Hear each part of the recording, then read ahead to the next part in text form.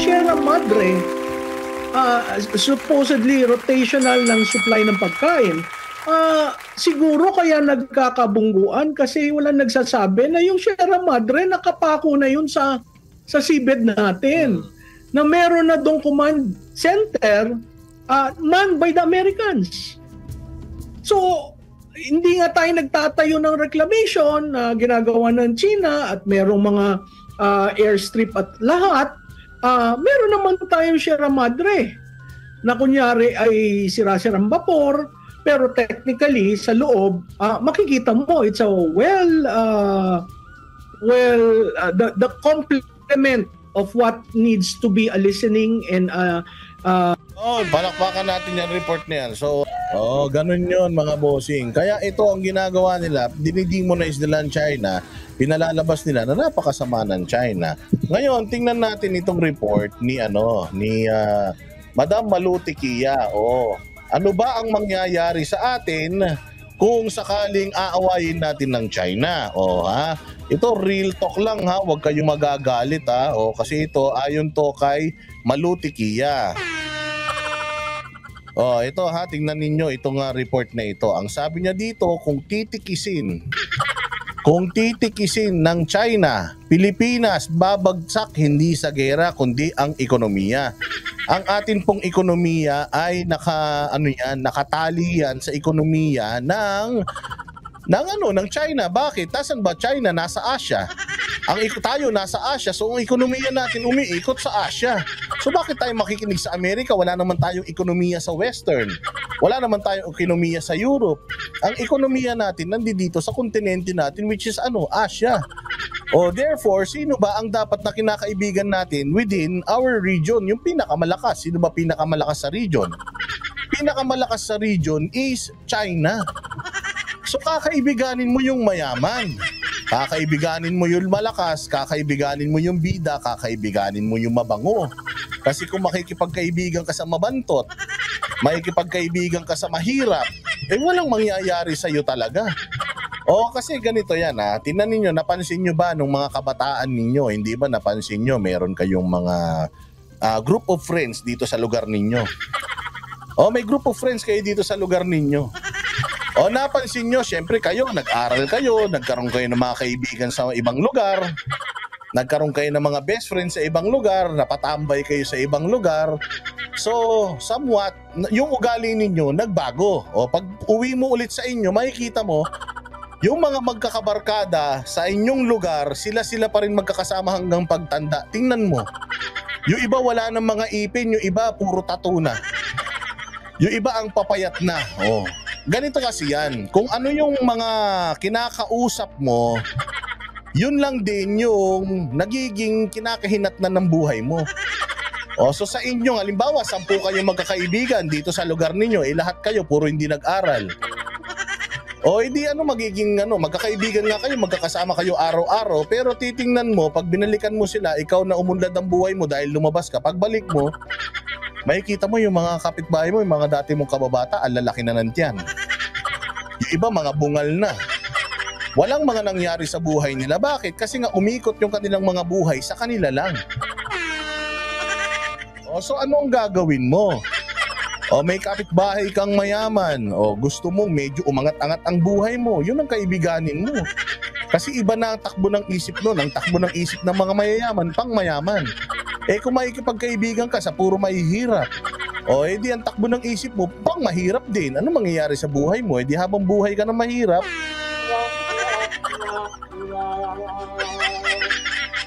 ganun yon. Kaya nga, ito, dito sa lugar ninyo, sinong kakaibiganin mo? Yung kapwa mo mahirap? Okay lang yan, you have good relationship. Pero kanino ka didikit?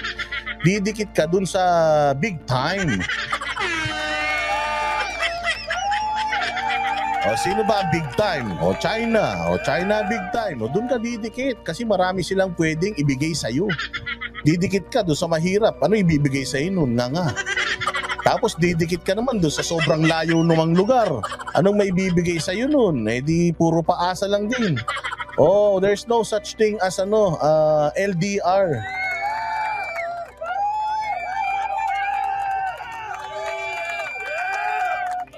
Ayan, so ito, kaya nga yung sinasabi dito ni Maluti Kia na kayang-kaya tayong pahirapan ng China kahit hindi sila mag-release ng missile.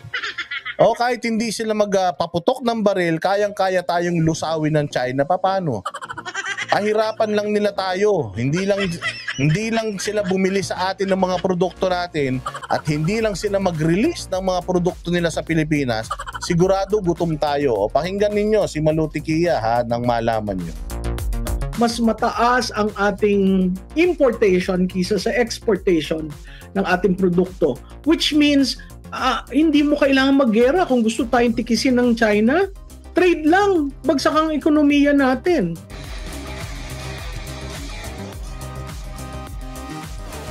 Ma'am, parang hindi yata tugma ngayon ang direksyon natin. Kasi halimbawa, tsa-tsa, gumawa tayo ng tsa-tsa para sa pagpapaganda ng ating ekonomiya, para makahimok daw ng mga investor.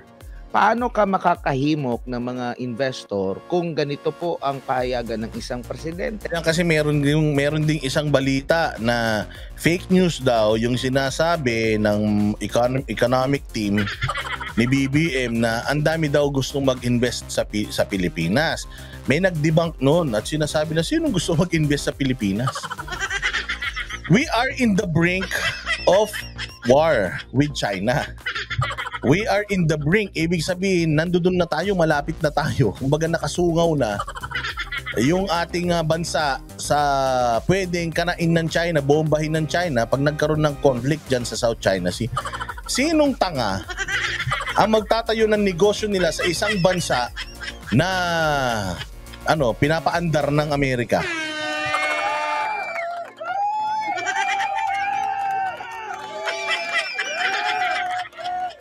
Diba, sabi nga dito ni BF Channel, tama yung sinabi niya, you are inviting war, you are entertaining war, and you are also inviting investors. Diba, sino mag-i-invest? Pucha, pag nagdala ako dyan ng investment ko, biglang nagkagera, dilusaw yung investment ko. Kaya that's far from reality. Sinasabi ng mga ibang mga kritiko na far from reality yung sinasabi nila na napakaraming gusto mag-invest sa Pilipinas habang napipinto ang gera sa Pilipinas dahil sa pangpuprovoke natin at ng mga malalaking bansa, European nations and Americans sa China. Kung ako ay isang negosyante, magdadalawang isip ako. May batuhan na ng ganito na mangyayari. So hindi ako sure kung baka hindi pa nga natapos yung aking negosyo na maitayo, magkakaroon na ng problema, nagkaroon ng tsa-tsa, tapos may mga ganitong mga pahayag po, ma'am. Tama ka dyan, Admar, yung instability ng institusyon ang critical sa Pilipinas. Kunyari ngayon, di ba, nakailan na siyang pag-ikot, parang 20 countries na yata, 20 trips na yata yon. So pag sinasabi mo na to enhance the investment climate, itong iniikot mo, yung bang amendments na yun ang request ng mga investors o ease of doing business? Kasi alam mo, yung tatlong provision na kanilang babaguhin at could result to better investment climate is basic education, advertising. Ang dami-dami hinganteng advertising firms ang nandito sa Pilipinas. Ang regional offices nila nandito o yung iba nasa Singapore.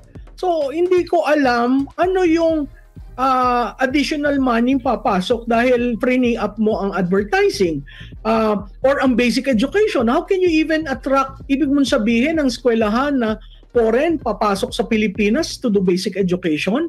Parang policy concern yun sa usapin ng edukasyon. Ngayon, dun sa public services, napakasimple lang yan pwede mo utusan ang Solicitor General mo at sabihin o yung Republic Act on Public Services na pending sa Supreme Court, baka pwedeng padaliin para ma-implement natin. Ang nagiging problema ko dun sa nasabi nila, na-implement ba ang amendment ng retail trade? Na-implement ba ang amendment ng investment law? At naayos ba ang implementation ng CREATE? Kasi may pending bill to amend the CREATE law. Itong mga ito ay panukalang batas na talagang magbibigay ng insentibo, whether tax or customs, sa mga investor. So bakit hindi tumutuloy? Bakit hindi na-actualize yung investment? Kasi may mga bagay-bagay na tinitingnan ng investor.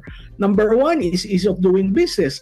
Number 2, the stability, predictability, and certainty of policies. Yung sinabi ni Admar, tama yun. Biro mo kung ako ang investor, gusto kong pumasok sa Pilipinas, sandali lang, urong muna ako, tingnan ko muna itong charter change ko, anong mangyayari. Tsaka ma'am, oo. Nag-iikot din ang Pangulo kasi para daw makapangalap ng mga investment. So useless, same as useless pala yun. Oo, useless yun, Admar. Kasi kunyari, nanggaling sa mga ngiti ni Admar. Yung mga ngiti ni Admar parang inaakit si Malu Tiquia eh. Hoy Admar, wag mong inaakit si Malu, mga gumaganyan-ganyan. Admar, ayusin mo ha. Hoy, si Malu Tiquia, ewan ko single pa yan ha. Talaga to si Admar. Germany, biglang gusto ng isang malaking higanteng negosyante na pumasok dito. Biglang naparinig niya, ay sandali lang, magkakaroon pala ng gera. Diba? I mean, these are all mixed signals na pumapasok dyan sa naratibo ng Pilipinas. Oo, tayo ang pinaka mataas at na growth sa region, pero yung growth na yan has to be measured on a quarterly basis. So hindi ibig sabihin yung growth na yan pataas ng pataas. May isa pang bobo, bigyan natin ng pagkakataon. Ano sabi niya? Walang ibang dapat sisihin sa gulo sa West Philippine Sea kung hindi si Digong. Kung hindi naging duwag si Digong na nagpatuta kay Xi Jinping, hindi maglalakas loob ang bansang China na manggulo.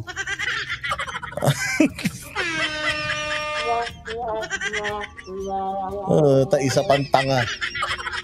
By the way, Jing Corpus, maraming salamat sa iyo ha. Happy Easter sa lahat. Yan, Easter. Ayun nga. Si Digong na naman daw. Kung hindi daw naging duwag si Digong. Sa totoo lang, Rocky TV, ang tapang nga ni Digong eh. Kasi pumunta siya sa China tapos talagang inilatag niya yung claim natin sa China. Di ba? Ang sabi nga ni President Xi Jinping sa kanya, baka lang nakakalimutan nyo ha. Kasi kayo may mga tendency kayong makalimot kayong mga bobo. Kasi syempre walang retention kasi pinaglihin naman kayo sa goldfish. Yung goldfish kasi madaling makalimot yan parang yung mga dilawan at saka mga loyalistang mga tanga. So paano ang tapang nga ni PRRD na inilatag niya yung ating claim dyan sa South China Sea, inilatag niya yan. So paglatag niya nung ating claim sa South China Sea, alam niyo ba sabi ni Xi Jinping sa kanya? Duterte, we are friends. Let us remain friends. You know what I'm saying? I like you, I respect you, and I don't want to quarrel with you. Let us remain friends. Ibig sabihin, yung inilatag ni PRRD, dinecline ni Xi Jinping. Anong gagawin ni PRRD? Sasakalin niya si Xi Jinping doon. Dahil dinecline yung niya. Ang pinupunto ni PRRD dito is, even if magmatigas ako, wala naman tayo talagang ilalaban sa China kung kokonyatan tayo niyan. Kung tatadyakan tayo niyan, wala tayong laban. Water cannon nga lang, wala tayo Tapos gusto nyo pa, makipag-away ako sa China. Kaya umuwi siya ng Pilipinas na bitbit niya yung mensahe na putya, ayaw ni Xi Jinping. Ayaw ni Xi Jinping netong inihain ko sa kanya. Wala na akong magagawa, I tried Magmamatigas ako sa kanya.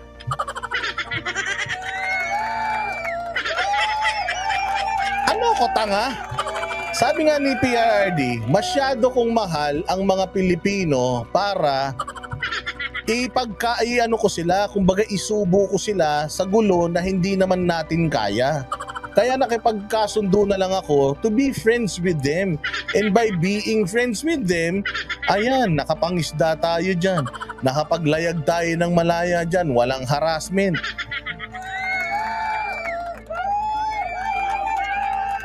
Tama. O, di ba? O, tapos ngayon, may bago tayong presidente na puros machismo, puros yung kanyang image ang pinangangalagaan. Ayan, nakikipagbrasuhan sa China. O, anong ginagawa ng China? Anong sabi ng China? You will reap. Kumbaga kumbaga magtatamasa kayo ng hindi nyo magugustuhan Pilipinas dahil sa pinaggagawa ninyo. Magmamatigas tayo? Ano sasabihin nyo? Huwag tayong matakot sa China. Lumaban tayo sa China, mga tanga. Laban tayo sa China, umiiyak nga kayo sa water cannon, hindi nyo nga kayang tapatan yung water cannon. Lalaban tayo sa China. Accept the fact that China has the power dito. At wala namang problema because China is not going here para kunin ang Pilipinas. Meron tayong claim sa South China Sea, meron silang claim sa South China Sea, Brunei has claim, ang Taiwan has claim, lahat merong claim. So anong gagawin ng Pilipinas? Tayo pinakabutok-butato eh. Sa Asia, tayong pinakamahina, tayong pinakatanga.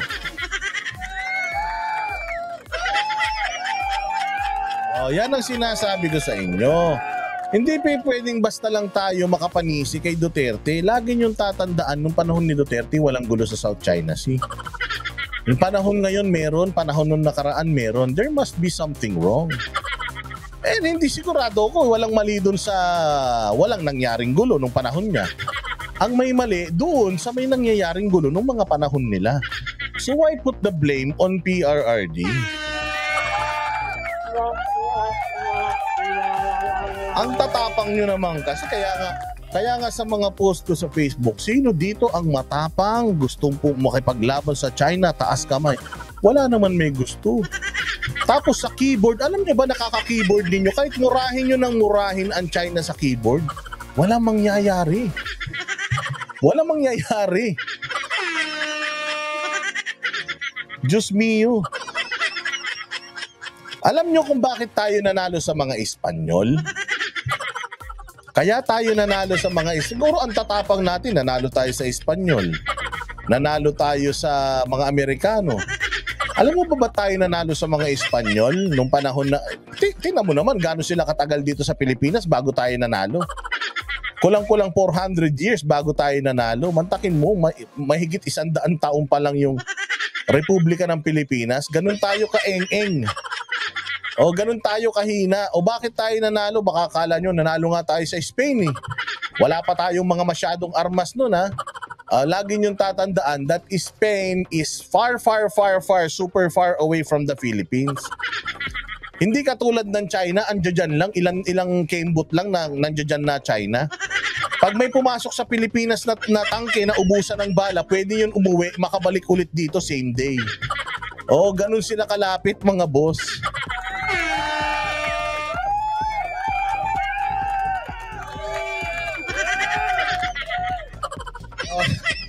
Ito si Rocky TV, matapang daw siya. Ipaglalaban daw niya ang bansang Pilipinas.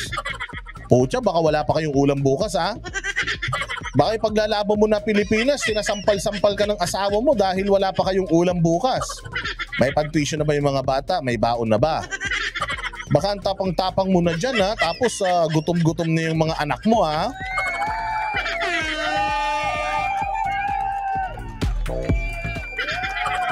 Anak ng tinapay. O tapos tinan mo, ang sasabihin niya, digong bangag. Tangina nyo. Tangina nyo talaga mga mga troll kayo. Wala kayong mga laman ng mga utak nyo. Kapag hindi nyo na kaya yung argumento, putang ina, mga asar na lang kayo. Mandudura bigla po.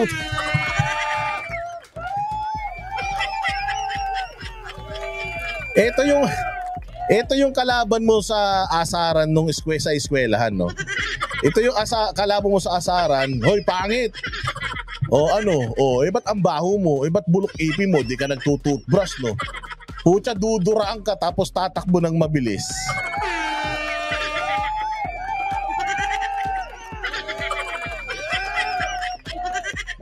Diyos ko po. Ay, ina, biglang sumigaw, oh. Biglang sumigaw, digong bangag, sabay takbo ng mabilis.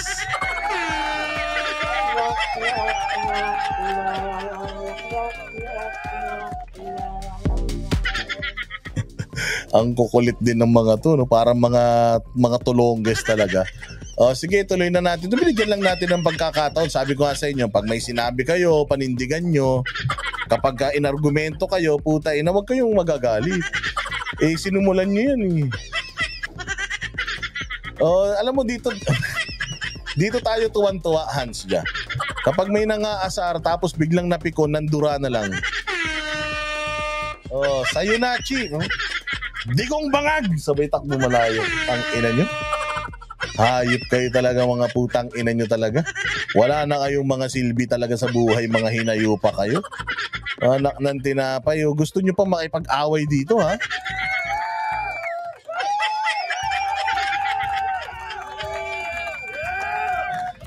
Ina yan. Hayop talaga naman, oh. Sige, play na natin to. Okay ka na, ha?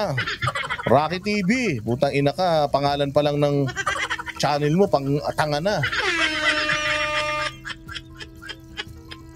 Growth na yun ay pwedeng bumaba kung ang mga policies natin ay hindi magkakatugma. So, mahirap yun kasi tatanungin ng investor, oh, are you planning to invest in the Philippines? In what investment areas? Tapos biglang narinig yung sagot dun sa Australian media. Sabi ni Xiaofao Shen ni Schaffhausen, no, taga siguro anak ni Hitler to. Boss, dadawag mo na pinapansin yung mga yan, wala tayong mapapala sa mga kupal na yan. Hindi minsan, masarap din na pinakikita, pinaalam ko sa inyo kung gaano kayo katalino kumpara sa mga tanga-tangang dilaw at saka mga loyalistang tae. O minsan masarap din na kinukumpara yung mga utak ninyo, di ba? O parang ito, yung mga DDS, ang tatalino. Tapos ito yung mga bugok na mga tulongges na mga loyalista at dilawan. O minsan maganda rin yan, no? Para at least alam nila sa susunod na kailangan nila mag-aral ng leksyon bago sila pumunta rito at magsabi ng kanilang mga kabubuhan. Napanood lang nila yan kay Jaret tsaka kay Mike Abe. O tapos akala nila galing na galing sila doon. Pagpunta rito, yung narinig nila doon, tunog matalino, pagdating dito, putya ginawa natin basahan. Hay! Diba? Narinig yung presidente pala ng Pilipinas, medyo may kahinaan at hindi makakakomit. Diba? So these are all some total of reasons why sandali, maghintay muna ako. So anong hihintayin? With that charter change, hihintayin nila papasaba sa Senado. So na-delay. Okay, recess nila ngayon. Ang balik na niyan ay April na. O, kung hihintayin nila yung charter change, hihintayin nila yung itong nangyayari sa South China Sea, matatagalan yan. Perfect example, ang China used to be the number 1 tourist visitors of the Philippines. Hindi na ngayon.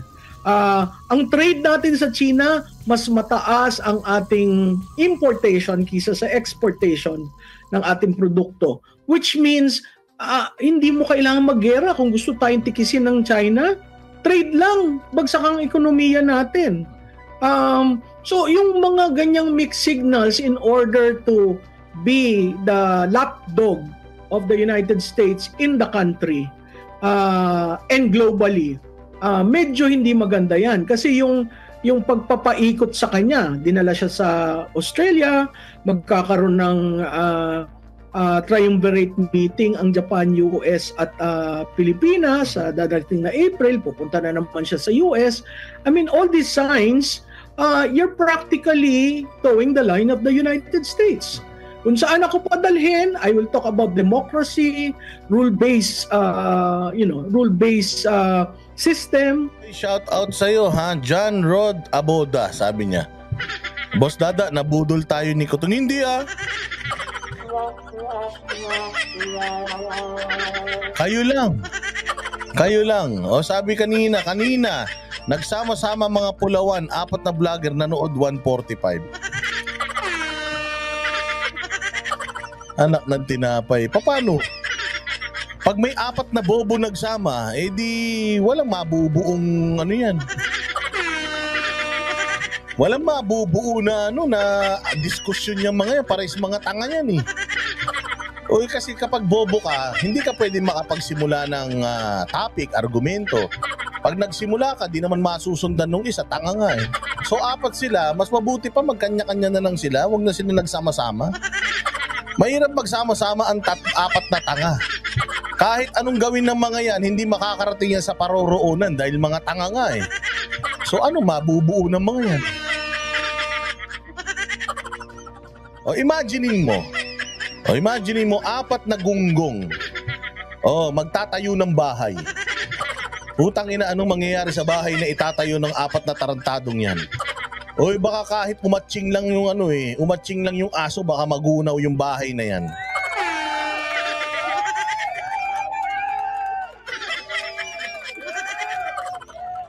Punta mo lang talaga manunood. 145. Maswerte nga sila. May nanood na 145 eh. Ay, imaginein nyo. Imaginein nyo. Yung 4 na tanga, bigyan mo ng tagi-1 Ferrari. Kahit anong kahit anong sasakyan ibigay mo dyan, kung mga tanga yan, hindi nga marunong mag-drive yan, paano under yung Ferrari? Wala rin.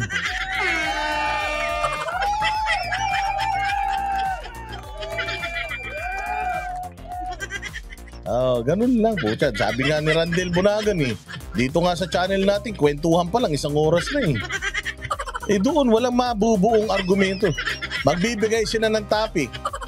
Tapos malamang, pare-pareha silang mga tanga, so hindi nila alam kung paano i-discuss yan. Ang gagawin nila, maninira na lang sila ng kapwa nila vlogger. Ganun yan. Sige, tuloy natin to si Malutikia na girlfriend ni Admar. So parang ikaw yung nagiging mensahero ng Amerika. Sandali lang. Yes. May problema sa Pilipinas. Nagugutom tayo. Tama po, ma'am. Ma'am, masasabi ba natin na si Carlo po ito, masasabi ba natin na lumala itong tensyon sa West Philippine Sea dahil kagagawan din natin? Self-inflicted po.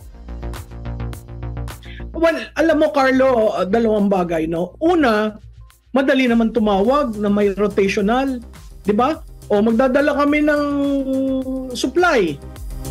Tawag mo lang. Pwede ba? Free passage.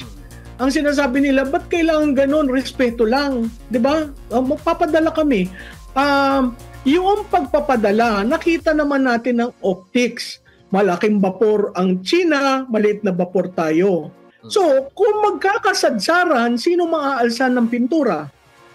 Yung malaki o yung maliit? Makikita natin in several videos na kinuna ng mga independent media sources, international sources, makikita mo kung sino yung lumalapit at sino yung bumubunggo. Sino ba yung mga nag-vlog, Victorino? Lagay nyo nga. Concern ako kung sino yung nag-vlog na hindi umabot 200 nanonood.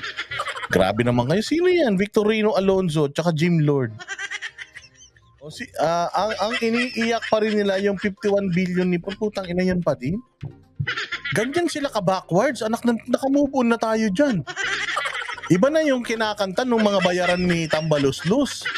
Nandiyan pa rin sila sa 51 billion ni Pulong. Puta, pag nagpunta ako ron, malamang magsisialisan yan dun sa nila, sa tagpuan nila.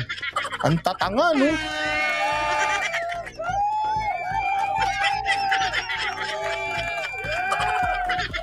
Sabi ang puta, 51 billion, bakit binabaha pa rin sa sa Davao? Gago pala kayo eh. Dito nga sa Espanya puta, kahit walang ulan, bumabaha Tayo nang tagal-tagal ng mayaman ng Metro Manila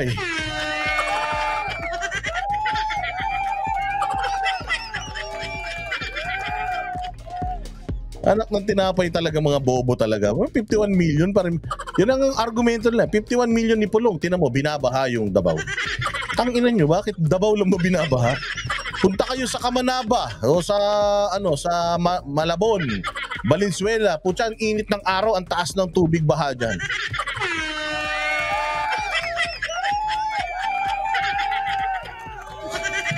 Inang buhay ito. Sino ba yung mga yan kasi? Sino ba? Almost 3 hours. Sino ba yon? Almost 3 hours. Anong ginagawa ng mga tarantadong yun? Isang topic, 3 hours? Putangina niyan. Anong ginawa nila? Nagbato-topic sila kung sino matalo, kokonyatan nila.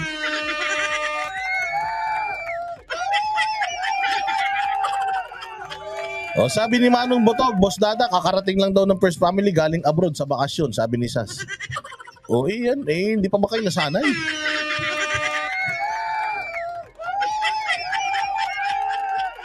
Oo nga eh. Ito pag-usapan nila, putaragis, ilang kilometro lang na kalsada, 3.1 billion. Diyan sa Tacloban, animal na yan, ilubak-lubak dyan. Sko po, di maintindihan. Yan ang tingnan ninyo, yung 3.1 billion na kalsada, putaragis siya, wala natatapos, hayop na yan. Oo. Ewan ko sa'yo, wala manonood talaga dyan, no? Sige, diretso. Tatlo, yung Sierra Madre, supposedly rotational ng supply ng pagkain, siguro kaya nagkakabungguan kasi walang nagsasabi na yung Sierra Madre nakapako na yun sa seabed natin. Na meron na dong command center manned by the Americans. So, hindi nga tayo nagtatayo ng reclamation na ginagawa ng China at merong mga airstrip at lahat. Meron naman tayong Sierra Madre na kunyari ay sira-sirang vapor, pero technically sa loob makikita mo it's a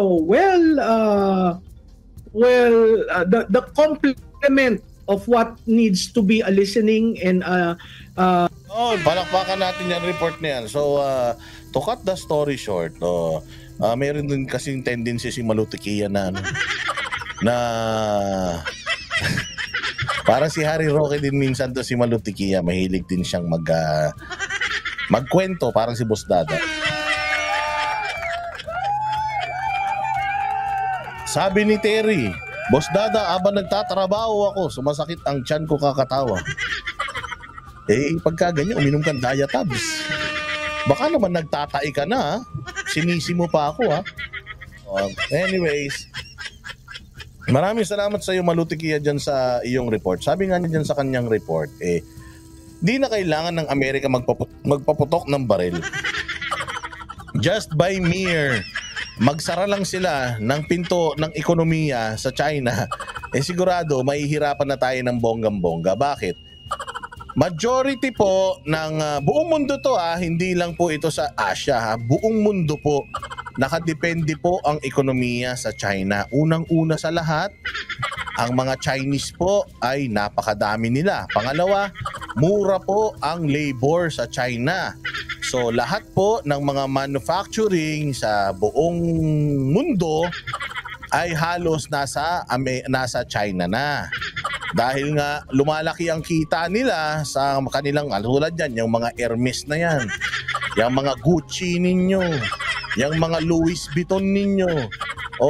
Yumayaman ng bonggang-bongga yung mga may-ari niyan sa Europa dahil pinagagawa nila yung kanilang mga bag sa China.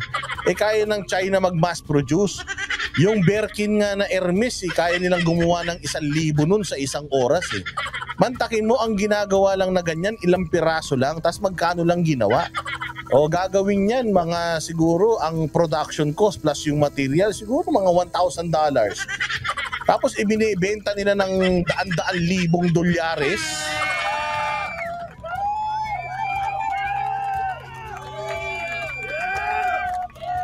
So ibig sabihin, mga bossing, yung China talaga, bukod sa noon pa negosyante na sila, maraming mga hindi kayang gawin na trabaho ng mga mayayaman na bansa kasi maaarte dyan Maaarte yung mga mayayaman na bansa, ayaw nila ng mga maduduming trabaho. So yung mga trabaho na pang mabababang uri, hindi naman nila kayang gawin yan dyan, saan nila ina-outsource yan? Sa China.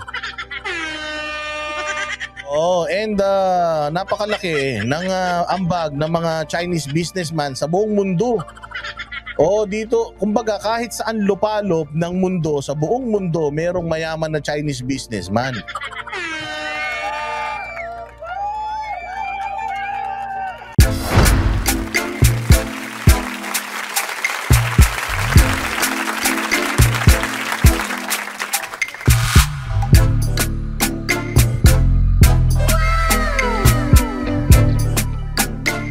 next performance will start momentarily.